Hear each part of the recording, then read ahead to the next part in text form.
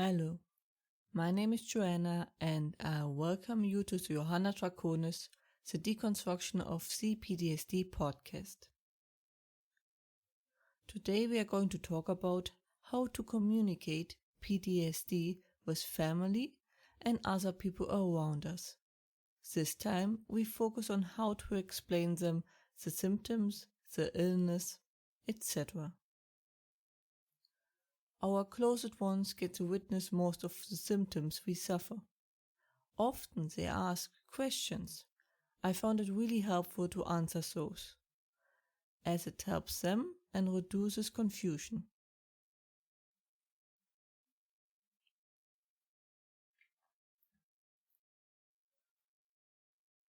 Last time we did the initial communication with breaking the news and how some family can respond.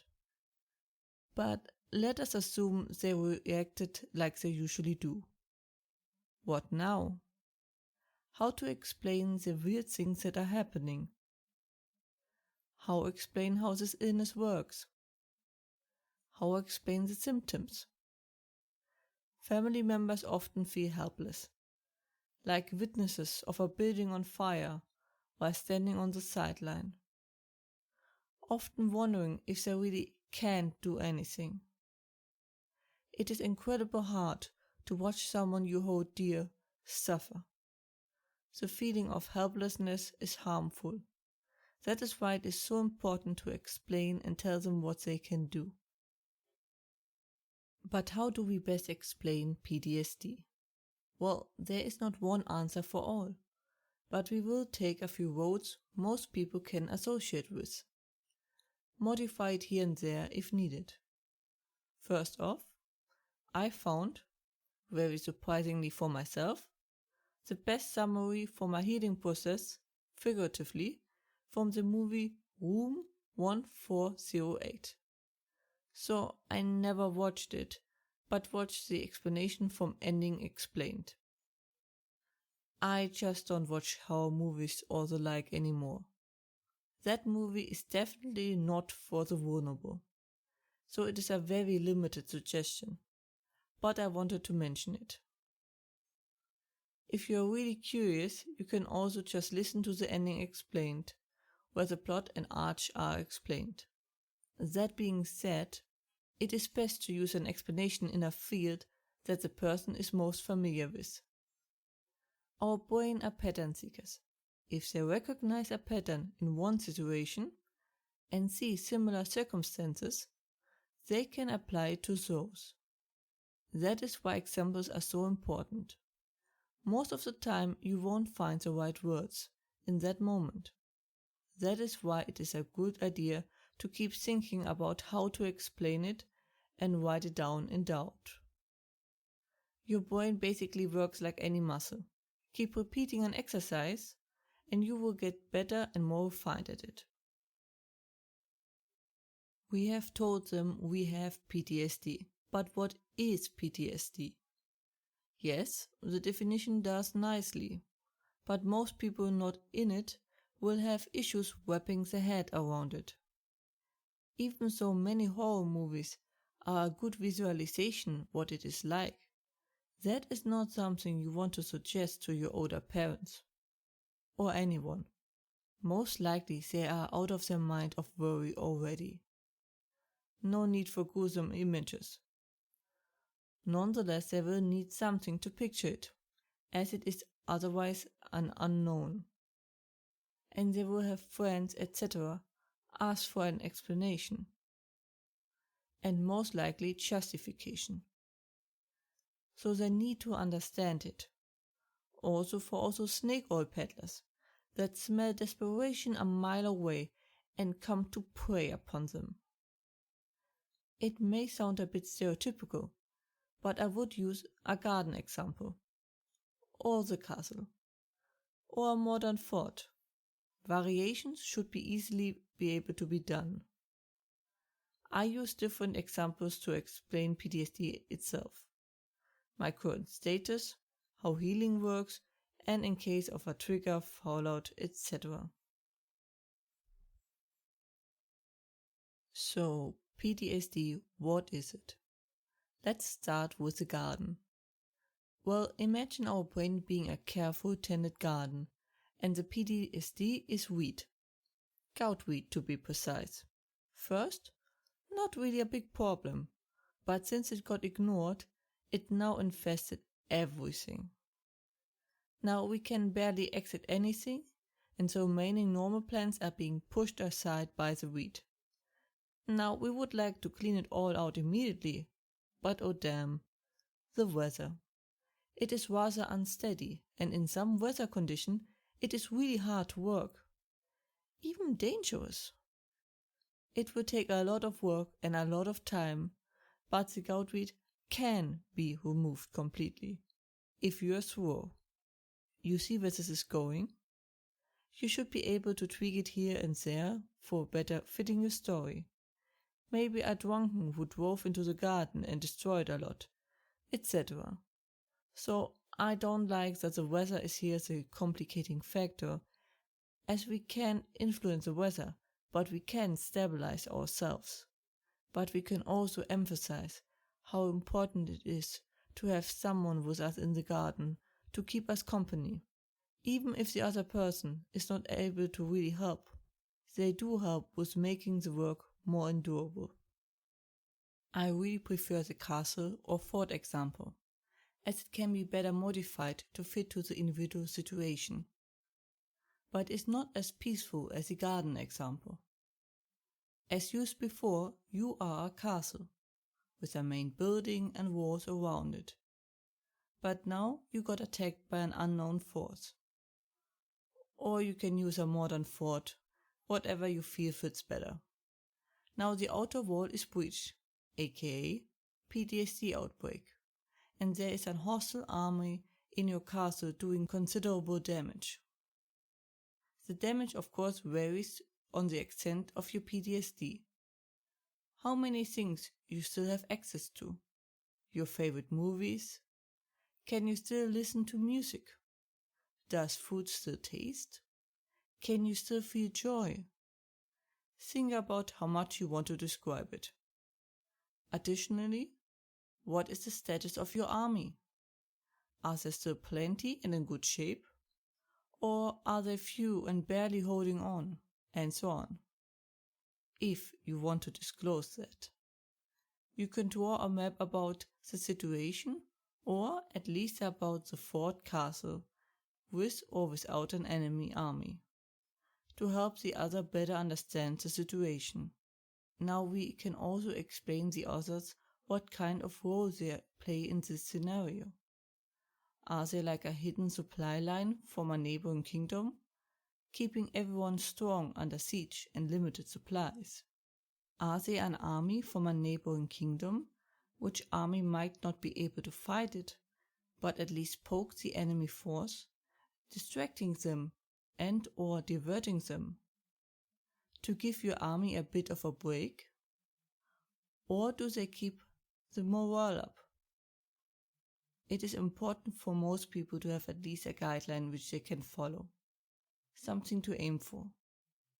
You could also make any example up you want to, for example, with a car.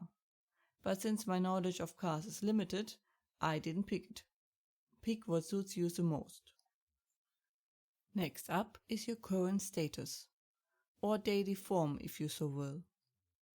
In our two previous examples, this would be the weather in the garden and the status of the army and building in the fortress example.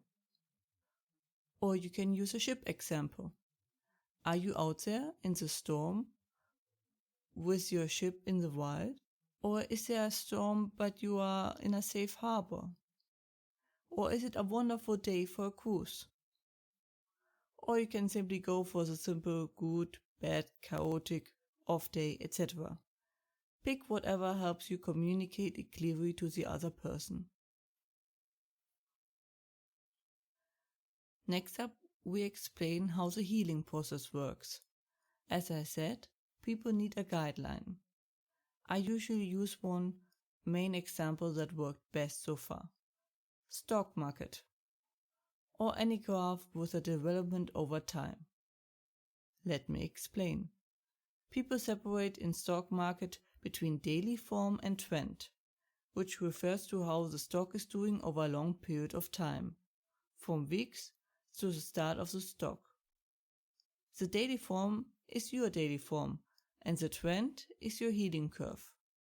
You might have good days, you might have bad days, but over time it should go up.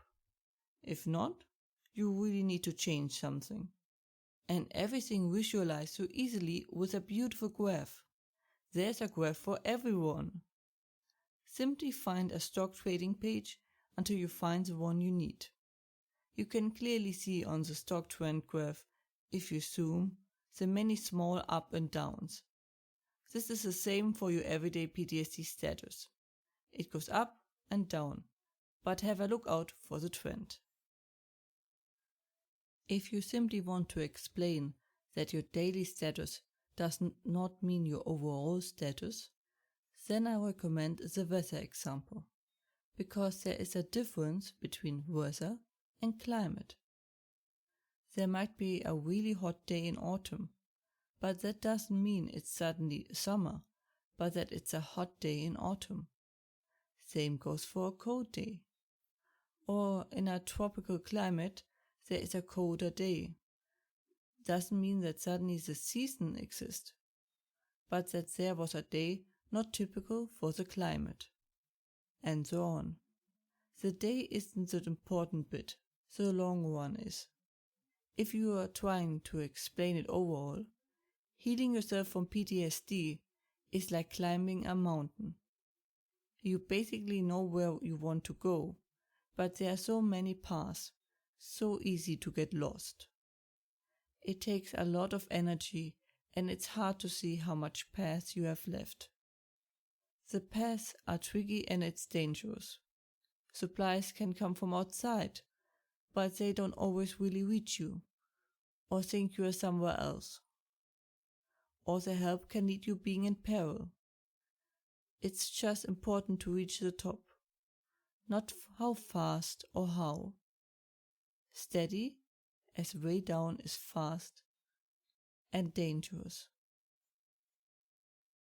Finally, we come to when something goes sideways. PTSD has some really weird symptoms, which is hard to wrap your head around, but it is even harder when someone sees you and you have to explain it. And sadly, the option to say, "Hey, that is not my idea," does not work here, despite it being technically true. For the symptoms overall, I recommend giving the full information so they can get it from somewhere else that these are normal symptoms to have. My episode 2 or any proper PTSD site will do. But I want to focus more on to explain the more extreme versions, as they can be pretty scary for those not familiar with it. Also, they can better help and support you if they know what is happening. First, I start with trigger. There are two ways it usually goes. The immediately strong reaction I would describe like a fire alarm. Even though everyone knows there is no fire, you still have to do the exact procedure you were taught, even if you saw who pushed the alarm. That means getting to safety, as quiet as possible usually, keeping your head low, and wait until the whole drama played out. But what about the trigger that make you feel bad over many days and often triggers strong depressive symptoms? I always explained my healing path with mountain climbing. The trigger is a misstep that led you to falling down. Not in free fall usually, but that depends on the sort of trigger. Usually it means you're skidding down, trying to stop the descent. You can actually do that mid-descent and stop it from going farther down, but I already talked about that in episode 4. Insomnia is usually explained as having drunken accidentally a whole can of strong coffee or mixed with energy drinks. but knowing you need to sleep to be fit tomorrow. You are dead tired, but on the other side, restless because of the caffeine. So, most know what it's like, as most have suffered at one point in their life from sleepless nights. What about hallucinations or seeing something that isn't there? Just remind them of a scenario they once had in their mind and relived, or when they were daydreaming. It is basically the same, just you are half awake, therefore dream and reality kind of mix. So this remains a very serious and alarming sign. Just another few personal words. Seems like I'm finally recovering from the visit of my visit. Family can be difficult. Also, we clearly overdid it there. Same as with PTSD, I'm still a bit rocky. This chapter is also for me a complete new one, and I face many new challenges for myself. Although I wasn't intended to move so soon, but plans were changed and my worries ignored. But at least the big heat and humidity seems to be gone. That should make sleeping easier again, if my neighbor stops his random drilling. Otherwise, I am enjoying living only with my pets. That was it for today's episode. I hope you liked it. If you have any points still unanswered or unclear, please let me know. If you have any questions or feedback and like, please let me know at contactme@johannatakonis.com. More information and transcripts you can find as usually under johannatakonis.com/podcast. And links are in the description. I hope to see you next time. Watch yourselves and have a wonderful time.